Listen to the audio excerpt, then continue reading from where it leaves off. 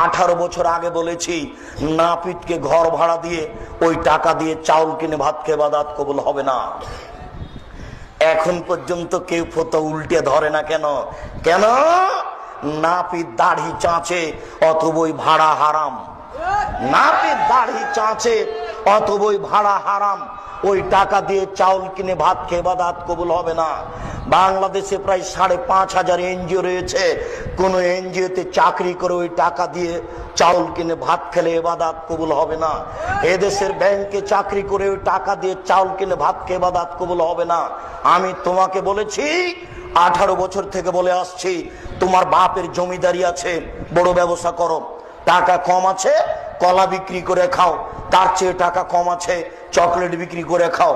টাকায় যদি না থাকে, দিন মজুরি করে খাও। দিন মজুরির কাজ না পেলে চলে যাও গাজীপুর ট্রেন স্টেশনে, জয়দেবপুর ট্রেন স্টেশনে।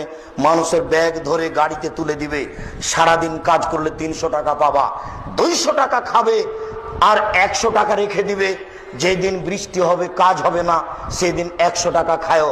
যদি 300 টাকায় খেয়ে নাও, তাহলে তোমার স্ত্রী হস্তিনী, এ দিয়ে সংসার চলবে না। ওকে তালাক দিতে হবে, নইলে ওকে বুঝাতে হবে। তুমি 1 কেজি বেগুন কিনেছ, 5টা বেগুন ধরেছে। যদি 5টাই কাটে উঠে যাবে, যদি 4টা কাটে উঠে যাবে। তোমার স্ত্রী যদি 5টাই কেটে রান্না করে, এর নাম হস্তিনী স্ত্রী, চিন্তিনী নয়। এ দিয়ে সংসার চলবে না।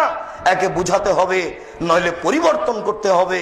যদি একটা রেখে দেয়, 4টা কেটে রান্না করে, তাহলে থেকে গেলে বিকালে আপনার চাচা আসলে এ দিয়ে সানা ভর্তা করে তাকে পার করে দেওয়া যাবে। ভুল বুঝাচ্ছে। 5টা কাটলে বরকত উঠে যাবে, আর 4টা কাটলে বরকত থাকবে। এ কথাই ঠিক। বলছিলাম, যদি কাজ করতে না পারেন, যদি দিন মজুরি করে খেতে না পারেন, তাহলে ভিক্ষা করে খান। দিন মজুরি করে খেতে না পারলে ভিক্ষা করে খান। ভিক্ষা করা টাকা দিয়ে চাউল কিনে ভাত খেয়ে ইবাদত কবুল হবে। ভিক্ষা করা টাকা দিয়ে চাউল কিনে ভাত খেয়ে ইবাদত কবুল হবে।